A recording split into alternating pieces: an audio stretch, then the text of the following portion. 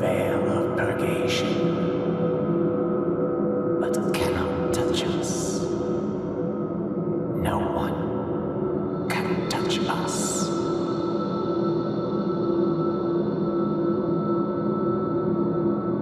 We are separated, even from ghosts.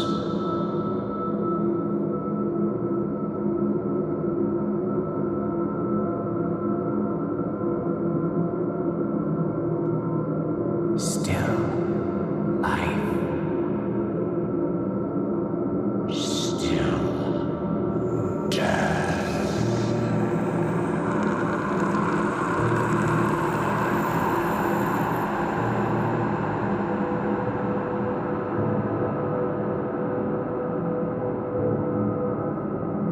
We wait.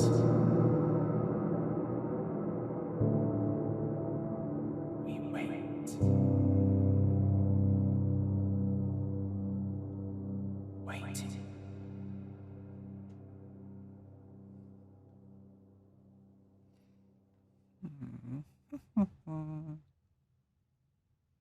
Testing. Oh, I need to turn that down. Oop. Good. All right. Just checking my audio levels. Always very important. Looks like we're good. Okay, so today I was going to just kind of, my original plan was to deal with Figma. So I was going to have a look at Figma again in more of a constructed way from what I did last time, which was honestly like, a couple months ago at this point. But I noticed that I had an update today from Creative Cloud Desktop. And that update had to do with Adobe Illustrator. And right here you can see what's new in Illustrator, right? So December's update includes new 3D feature releases to taper and twist objects.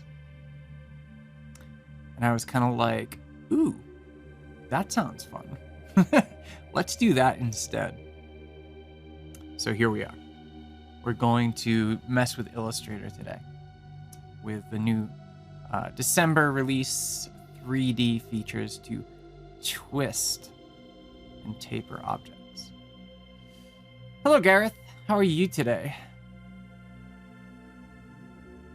I actually just got finished. So for those who don't know, I am an Adobe Education Leader featured streamer on Behance.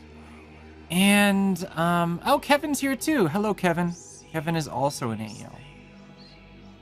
Yes. So that means, Adobe Education Leaders, they have to do education in their primary occupation, right? So I work for the University of Colorado in Boulder as a teaching professor.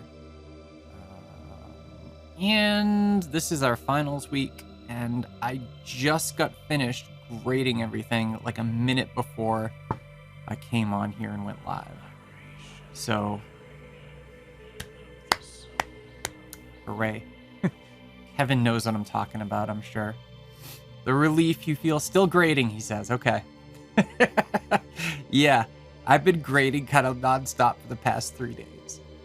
And, gosh, there's like so much stuff. And it's not like it's like really complicated stuff. Most of my grading is right now is doing grading of finals, which in my primary class, I have the,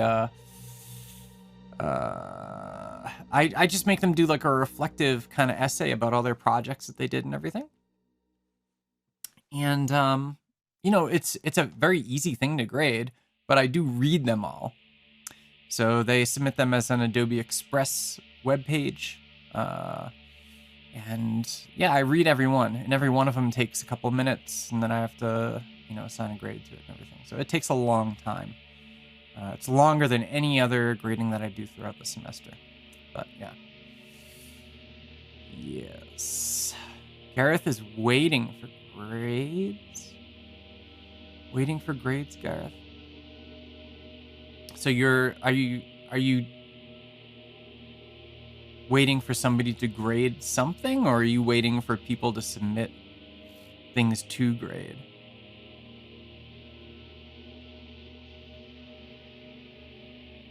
Wow, that got really soft.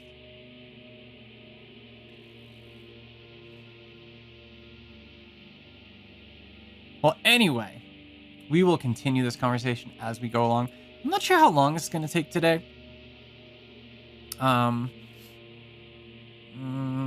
So we'll see. Kevin mentions, stole the idea from one of my master professors. Having the students write a sentence at the end of each class. The student then brings those into an essay to reflect on the course. Oh, that's cool. You know, that's actually something that I do it in a different way for my intern supervisions.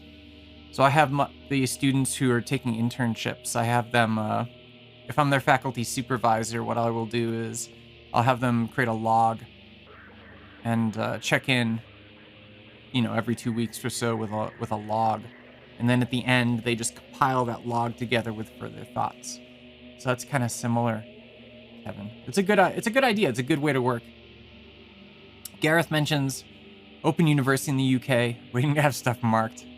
Yeah, and that's a sucky thing, you know, because I do like to grade things as fast as I can for my students, because I mean, I remember being a student and, you know, you turn stuff in and you're just sort of like waiting and waiting and waiting and waiting, and it's like, all right, let's go. You know, I want to know what I got on this thing. So I try to grade things. I try to just plow through them, but they do take time, you know. It's understandable. All right, Illustrator 2023.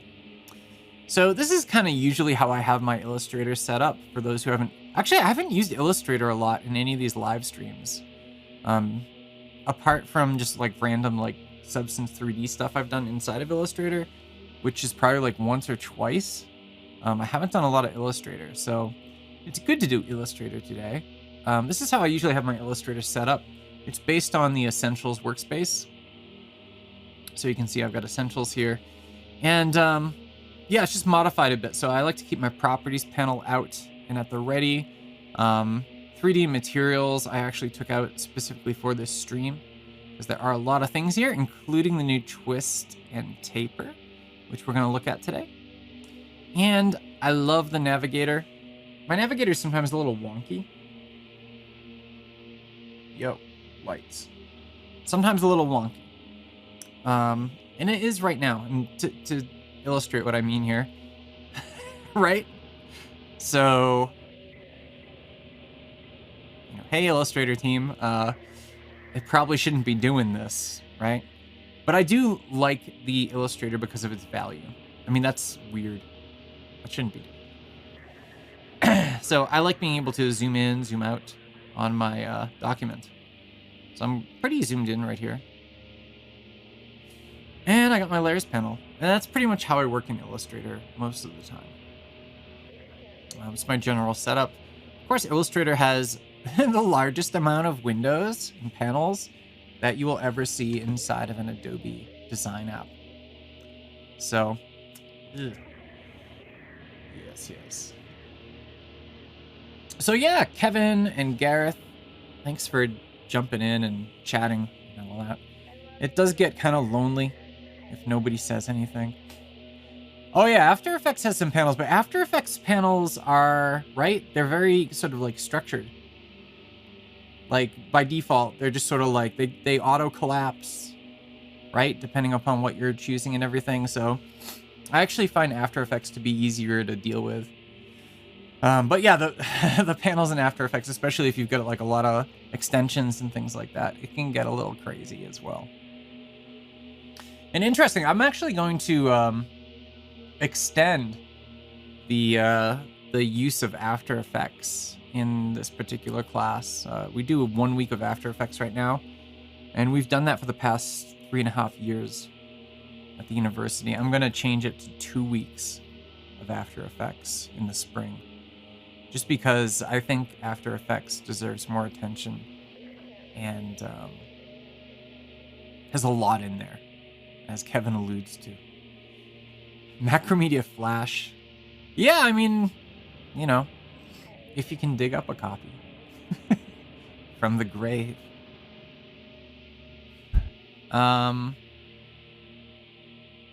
Illustrator. So, I don't know. What am I doing? I got to create something here. So the easiest thing to do would be to create a rectangle and then just like play with it. On a CD. Yeah. I've got a bunch of CDs. Unfortunately, we're doing a major remodel in the next year. So I've been packing up a lot of stuff and throwing out a lot of stuff at home here. I have not thrown away many old Macromedia CDs, but I did trash my entire like Adobe CS2 production suite set of manuals. If you remember those, they were like just like big books, you know? And I did recycle those because I'm never going to use them. CS2, you know? So Gareth has made a 3D snow scene. Pre-stream card in After Effects. That's cool. So actually, on the docket for me is to generate some snow inside of Adobe Animate. Speaking about Flash, Kevin. Yeah, I was gonna do some next week, some sort of generated snowfall. See what we can do with that. So that's what I'm sort of planning on for next week, unless Adobe releases something else that I might want to play with, like this. All right.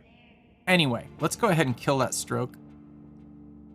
And let's make the fill sort of a neutral gray to start out with. And yeah, we'll just start out with a rectangle just to explore this, because I have not, right? I want to make this pretty clear. I'm not an expert at the new twist and taper features inside of Adobe Illustrator, right? They just came out this morning as far as I know. And this is the first time I've looked at them. I went through and I updated my Adobe Illustrator, and yeah, we're gonna take a look and see what's going on here with that. Good, right? Okay, so I've got my object here. This is a basic vector rectangle. It is gray. There is nothing very interesting about it. If I look at my layers, here it is. A rectangle. Perfect. So let's go ahead.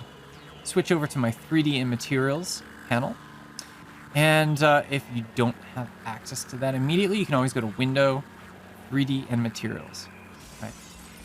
So here's another thing that I'm cramming on right now, which like the timing is always terrible for this stuff. And this always happens like around this same time, like around Christmas time. For the past, I don't know, 8 to 10 years or so, I've been doing all of the tech review and the voiceover and screen capture work for the Adobe Animate Classroom in a Book.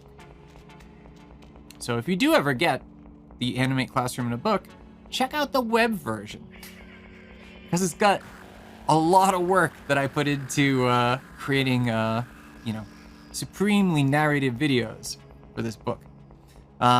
This going through here, and I'm just mentioning like, oh, go to Window, 3D materials, because that's a lot of what this work entails, right? Recording all these different things and editing them and so forth. It always kind of comes up at the end of the year like this. And it's such a cram, you know, it's such a cram. And it does take away from the season, I think. I don't hate doing it, let's be clear, especially if any of my editors or anybody else watching. I do not hate doing it. I hate the timing of it. There's no way around it. It sucks to be cramming this time of year. On top of the cramming that we usually do as teachers, as professors, as faculty. Right? But anyway, Window, 3D materials. So Kevin asks, have you worked with the beta Adobe app podcast.adobe.com? I know about it. I've applied to be part of the beta. Adobe has not seen fit to give me access to it.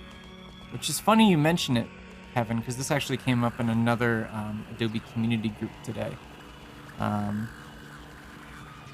People are a little... Yeah, because I mean, I applied for it like a month ago, maybe more. And yeah, I haven't heard a thing. Which I'm not sure if I'm the right person for it, because I do have a lot of hardware and software around audio. But I would like access to it so I know like what's going on. Which... Adobe, you have a vested interest, right? In letting me know what's going on. Thank you. So please. And bring Kevin on too. Let's go. All right. I keep getting sidetracked. So we've got our gray rectangle here. And if you've never used 3D Materials Panel before in Illustrator, it basically takes a lot of the stuff that used to be in the old materials workflow in Illustrator, except it makes them sort of like... it builds upon all the Substance engine stuff. So a lot of the stuff with Substance 3D being pulled into Illustrator, which is really cool. And I wish they would do a little bit more in this area for Photoshop too, since they are removing all the 3D stuff in Photoshop as well. We have materials in Photoshop, but we don't have like any of the good stuff, right? Not that materials aren't good, they are, but you know what I mean. So Gareth is waiting patiently for the Mac Substance Modeler beta. Yeah, the Substance 3D team seems to have this perception that nobody on a Mac needs to work in 3D, which is wrong. So, yeah, I would like to see that too, Gareth, because that would open up some avenues. I used to be a complete Windows person. Like, I was very anti-Apple for many, many years. I'm basically because Steve Jobs was such a complete asshole around the whole Flash thing, right? So I was not happy with them. Now I'm, 10 years later, I'm like completely like Mac-based. I've got couple of different M1 machines. I've got an iPhone. I've got an Apple Watch, right? I've got AirPods, and save me. So, how things change. Anyway, rectangle, gray, twist and taper in Illustrator. Let's go. God, I could like totally just like keep just continuing this conversation. And it's too bad that we can't like, this is always something that drives me a little nuts about Behance. And I understand why, right? Because, you've got your chat and then you've got me, but it really seems like one-sided that I'm the only one who can speak, which is part of the reason why I always will, if I'm addressing a comment in the chat, I always try to speak it. So just like if you're at a conference or something and somebody asks a question, oftentimes the speaker will repeat it so that it gets recorded or so it gets, promoted over the loudspeaker system and so forth. That's why I do that. Anyway, I do like the community aspect of Behance. So, twistandtaper.aic, and you can see here too, this is actually an Adobe Illustrator for the cloud documents in AIC. So let's go ahead and do something. So what do I want to do? I could make it a 3D plane, kind of like postcard in space, right? That's a term that I originally came across with the bone tool. Well, not the bone tool, the 3D rotation and translation tools inside of Adobe Flash back in the day. So they always called it like, it wasn't real 3D. It was postcards in space. And that's what this is. 3D type, plane. If you see plane, when you're talking about 3D, postcard in space. Then you've got extrude, which is the one I normally use for almost everything. Revolve can be very useful, especially if you're creating like a vessel, right? You need to just revolve around a point to create an enclosed object. Then you've got inflate, which actually I've used inflate quite a bit too. It makes things puff up. Pretty cool for like balloons or something. Let's extrude. Boom. Extrusion complete. Yeah, so here we go. And you can always see in Illustrator, which I do appreciate, you can always see the original object's outline right here. And actually, if we go back to the properties panel, this is a really good thing to know about, especially for those people who haven't used, any sort of 3D inside of Illustrator. If you go to the properties panel right here, you'll notice with this object selected under the appearance section, look at that, 3D and materials. So if I want to remove this, I can do it directly from the properties panel. And I can even go through and add additional, effects to this, right? And if I open this up, it takes me directly to 3D and materials panel, which is very useful. So what do we got? We got a depth of 50 points. So of course, changing this depth, every time I start playing with these things in Illustrator, these 3D tools, I'm always sort of amazed, it's crazy that we can take a 2D application, a 2D illustration application that's 30 something years old, Adobe Illustrator, and just be able to create 3D objects. And actually, I mentioned before about the Adobe Education Leaders Group, right? So a AEL Emeritus, Kevin McMahon, he has shared with us, because we keep in touch, right? The AEL Emeriti and the current AELs all keep in touch. He shared with the group some stuff he did. He created some stuff inside of Illustrator, exported it as a 3D model to bring into Aero, and then place, in a real augmented reality situation, which was really cool. I tried it out. My cat tried to attack it. I don't know how the cat saw what was there, because you kind of need the app to see the augmented reality situation, right? So yeah, Kevin says Kevin for the win. Yes, Kevin. I agree with your assessment about Kevin. Actually, I think every Kevin I know is a good guy.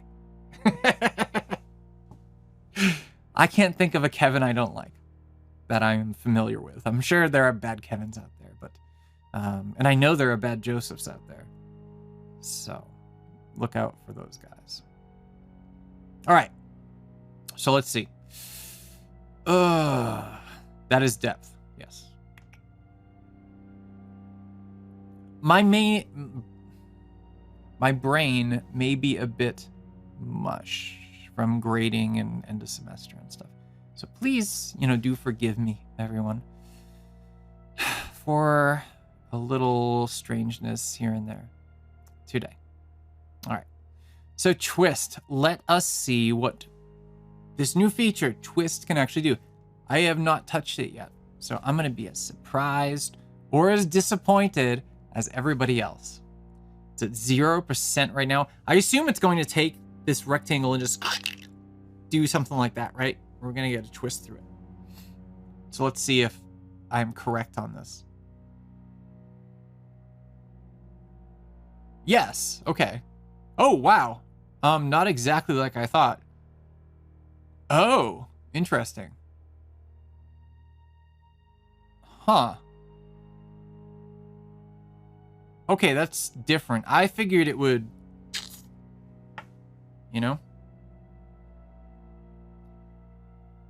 Let's take the depth in a little bit here. Huh, okay, so it's just sort of rotating twist. Huh. Well, interesting. Yeah, that's what it's done. Oh yeah, this part's cool too. This is very similar to the gizmo that you have inside of Dimension or Stager, or even After Effects, right? When you're dealing with 3D layers in After Effects. So you're able to use these on-screen manipulative gizmos to change things. Yeah. All right, well, twist. Huh. I mean, it does sort of like I thought it would. I wonder, so is this available? So let's check out Taper first. Joseph, chill out. Okay. Let's go back to 0% on twist. Taper is at 100%. Let's see. Huh. What Taper does here. Oh, okay. Oh, cool. Okay. I get it. It's kind of interesting because both twist and taper behave differently from what I thought they would. From how I thought they would. Huh.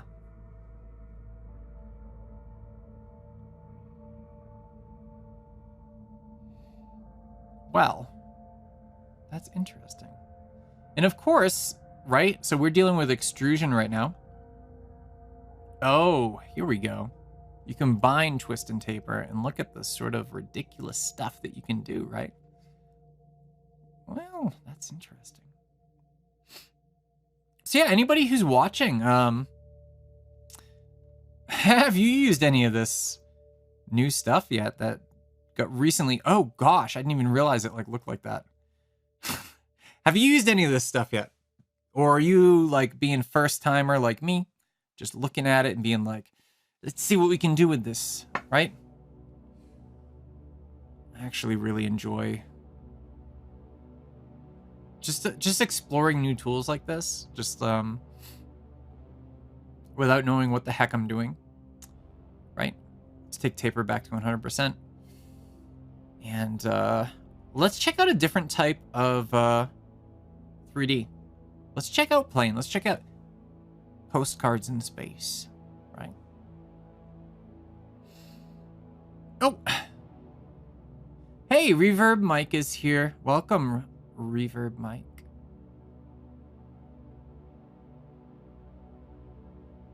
Yeah, this is stuff, I think it just came out this morning.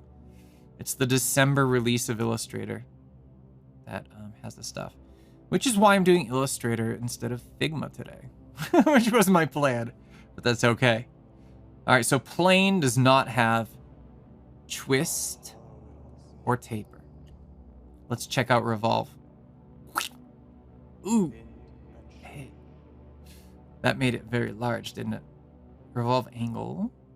So this is what revolve does. It takes something and it just sort of like, you know, it reminds me of like, did anybody else ever take shop class? Like back like in high school or middle school? Like in shop class, you know, woodworking was always called shop class in Massachusetts. Yes. Actually, Kevin, that's funny. Kevin says that he has all 9 fingers. That's really funny because we did have a number of students who did lose fingers in high school over shop class. Yes, that is a thing that happens. Anyway, so twist and taper does exist on. Yeah, I know you were kidding. I know you were kidding. It wasn't me, right? I've got all. Although this finger right here, during like the peak of lockdown period of COVID, in like June of 2020, I was cutting something and I just like, and I sliced into my finger so deeply I could not stop the bleeding, which was fun.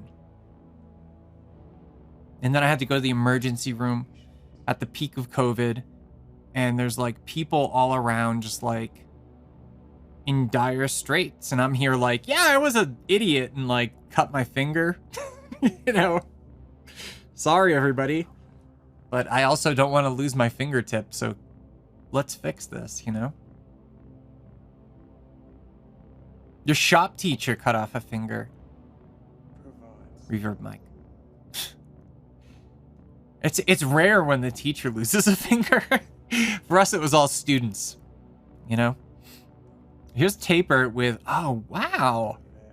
Interesting. It makes like a little, so I'm thinking about like this sort of thing, right? And this might, oh, very strange. I'm thinking about like waffle cones, right? So if you've ever seen waffle cones be made, like they make them like actual waffles, right? So you've got an iron, right? With 2 sides to it, and they've got the batter and they put it in there. It's very thin, of course, and they press it and it bakes for like a few minutes and they take it out and it's still very pliable. So they like wrap it around like this. And you put ice cream in it, right? You have a waffle cone.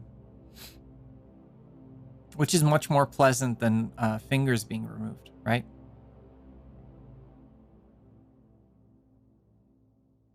Oh, Gareth, so Gareth mentions that he had a broken bone near his knuckle. I've actually got, so I can't really show just it's the middle finger here, and I'm not going to flip everybody off, right? But this finger is actually a little bit crooked because I got it slammed in a car door when I was a child. And it healed a little crooked, but yeah, it broke. So yeah, and I can't like close it all the way. This one, if I try to close it, which, I mean, day to day, right? Not a big deal. But like you feel the tension, you know? You feel that it's not right when you try to like make a fist. Like you feel that sort of resistance to it. So whenever I make a fist with my right hand, I feel a great deal of resistance in that finger, in this middle finger right here, just because it healed so strangely, you know? A little crooked and all the rest. So, yeah.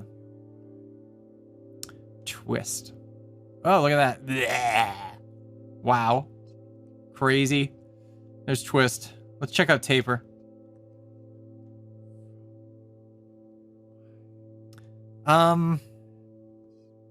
What the hell? What is that? My gosh, taper, when it comes to revolve, like, is completely unexpected for me. I'm like, I don't know.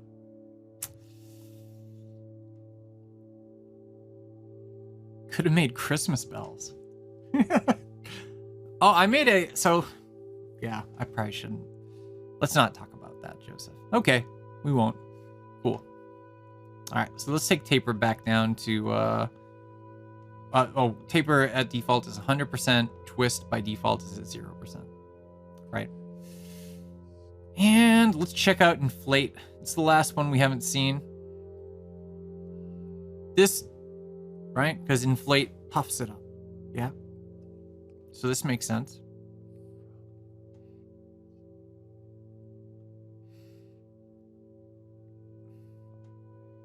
It's like a nice neck pillow or something, you know? So let's see here. Depth. Whoa. Let's put it somewhere around there. What is going on?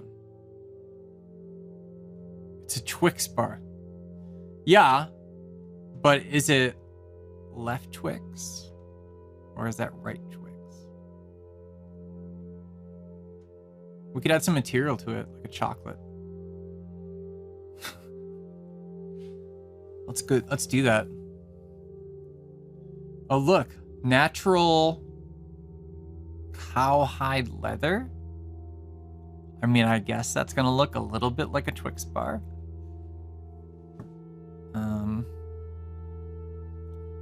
Gross. I like Twix. I like Twix because they're crunchy. I like crunchy textures on things. Let's take the grain down. Make it a little more chocolatey looking than the skin, the tanned hide of a animal, right? There we go. That looks more chocolatey. That's more like Twix. Yes. Luminosity. Yeah, take luminosity up a bit. That's gonna look more like chocolate. 6 threads.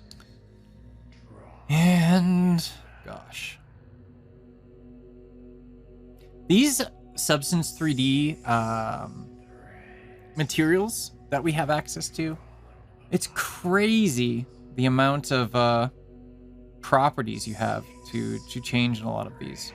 And some of them even come with presets, you know?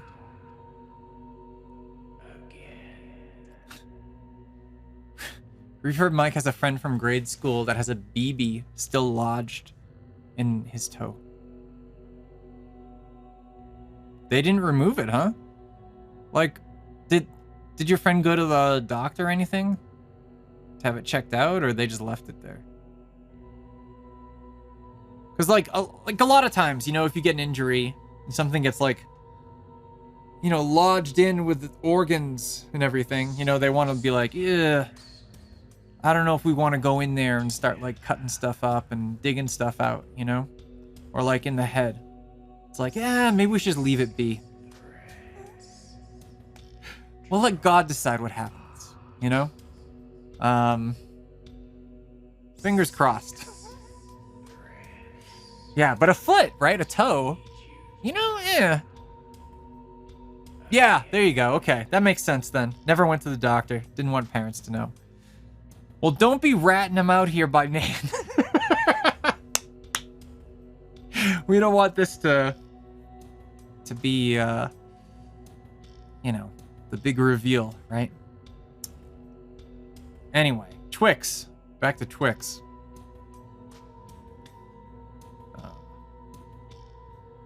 Yeah, I mean, it does look like Twix. Sort of. Oh, that's better. Trying to get a real good angle on. There we go. Yeah, it looks like a Twix. Yeah. Nice. Okay, anyway. So that's our 3D materials fun for today. And actually, like, if you look down here too, you can click on either of these two things if you're not aware, and you can get access to more materials. So if you don't find what you find here, like I am positive that Substance 3D's library has some sort of like rich velvety chocolate, right? But it just doesn't show up here because this is only a sampling. All right, inflate. Let's see what happens when we twist inflate. Oh, that's garbage. Honestly, listen. I'm not like super impressed with twist and taper. I can understand like taper barely does. Let's look underneath. Yeah, it looks like somebody like melted the Twix and like twisted a little bit, and it made a mess. I'm not looking for a mess here, man. Ugh. Ah, no. Ugh. I mean, it'd still be good, because Twix are good. You know, I don't like a lot of commercial chocolate, and a lot of chocolate in general. Like, a lot of things are like too sweet for me, you know? So lots of times, if I do have a chocolate, it'll be a very dark chocolate. Like, I don't tend to like milk chocolate or anything, but Twix is a little different because it's a combination of things. You know, you got the chocolate, and then you got the cookie, and you got the little caramel and everything. And the cookie, I think, is what really makes the Twix. It's not the chocolate, it's the cookie. Oh, we can inflate both sides. It's not gonna look like a Twix if I do that, though, is it? What? Oh, it's got a growth. Oops, What? Is that what taper did? Oh my gosh. That's what taper's doing. No. Oh, look at that. Ah. Twist and taper. All right. You know, I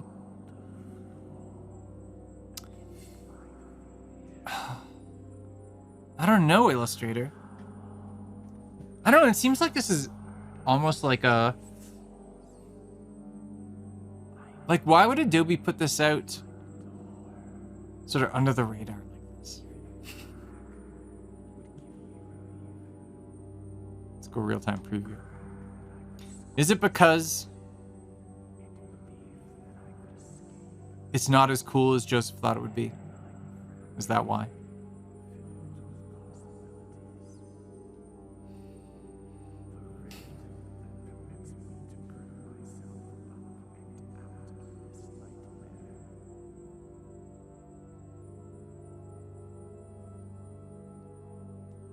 I don't know.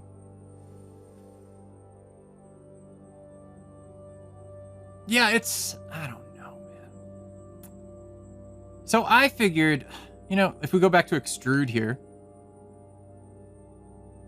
actually that looks cool. That actually looks like a nice piece of chocolate now. So if we go back to extrude here, right? I make a big block of chocolate. Hey. So I thought twist, I mean, it does it to a certain extent. I feel like I'm missing something with this, right? That there should be like another property where you can like constrain the birth of the twist, if you know what I mean. Because it comes out very far, like from here to there. It's like, am I doing something? Am I missing something here?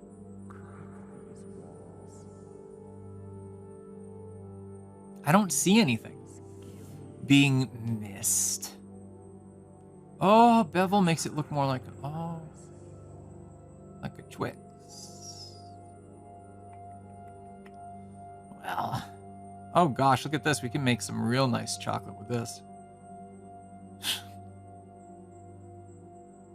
See, and we could fill that up. Oh gosh. All right, let's take the twist down. Yeah, twist and taper. I don't know. I am not visualizing, right? A whole lot that I could do with this. Oh gosh. So, all right. So Reverb Mike mentions using Lightwave 3D. Lightwave 3D was the first 3D application that I ever picked up. And this was when I was graduating from, with my master's. So this was around like 2001, 2002 that I played with Lightwave. But I could not figure out what to do with that program whatsoever. I was terrible at it. Absolutely awful with Lightwave. So, yeah. I was not good at it. Granted, this was like decades ago. So, I'm sure, I'm nothing against the product, right? Nothing against the software. Software is hard, it's hard to get used to. It's hard to figure out whether it's Adobe stuff or anything else. It's difficult.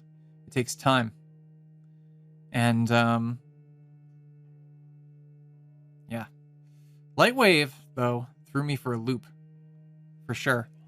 Because at the time, I knew Illustrator, I knew Photoshop. I was just getting into Flash around 2000, 2001. So, Lightwave was something completely different. And now, like 20 years later, we actually have 3D inside of Illustrator. And we have Stager and Dimension and stuff like that. So things have come a long way in terms of accessibility when it comes to 3D software. And like Gareth mentioned, Modeler should be coming in beta for macOS at some point. If you're on Windows, you can already use it on that system. But,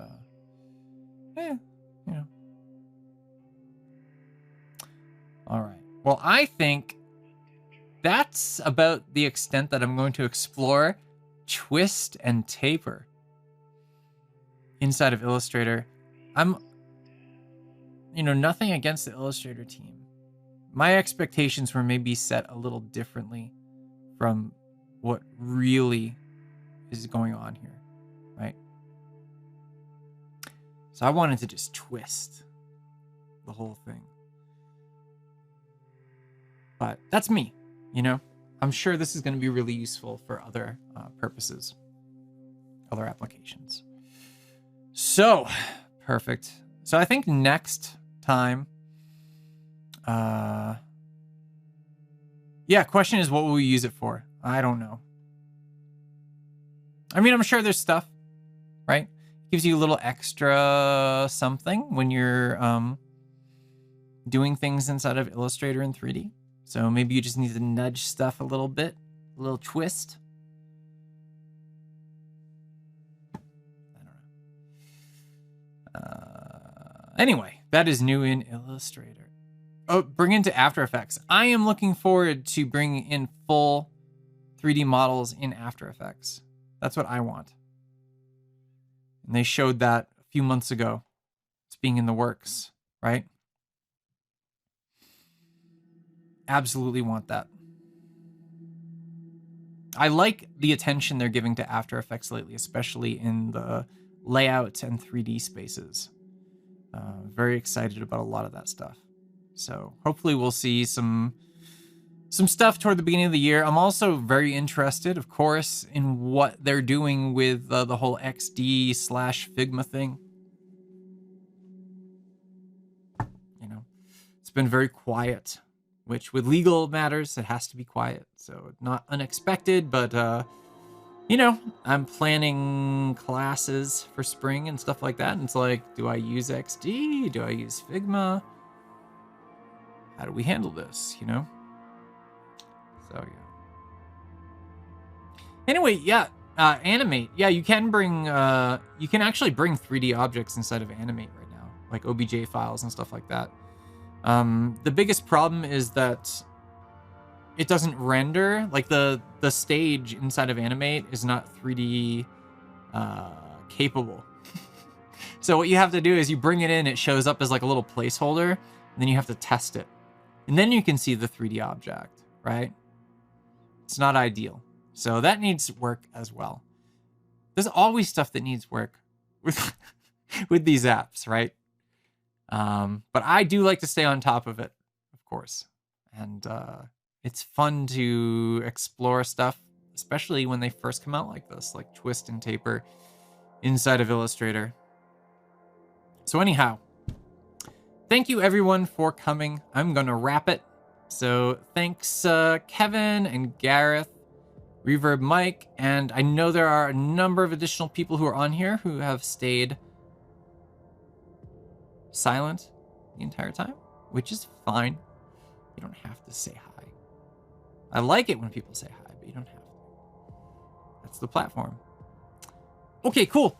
So hope everybody is gonna have a nice wrap up and easy end to 2022. I'll be here next week. I'm not planning on taking any weeks off over holiday.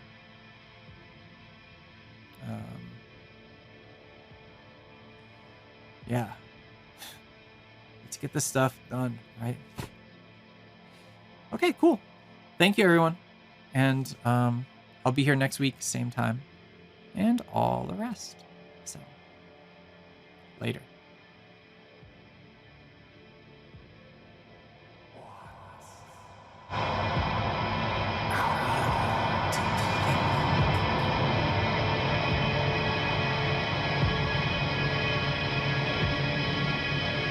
With your eyes melting inward,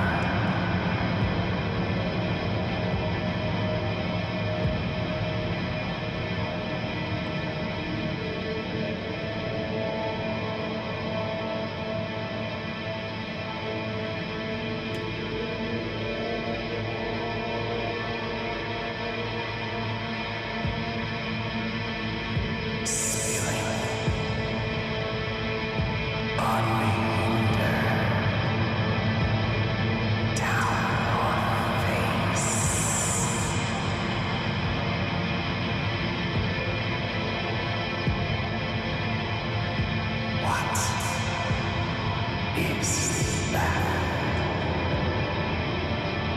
to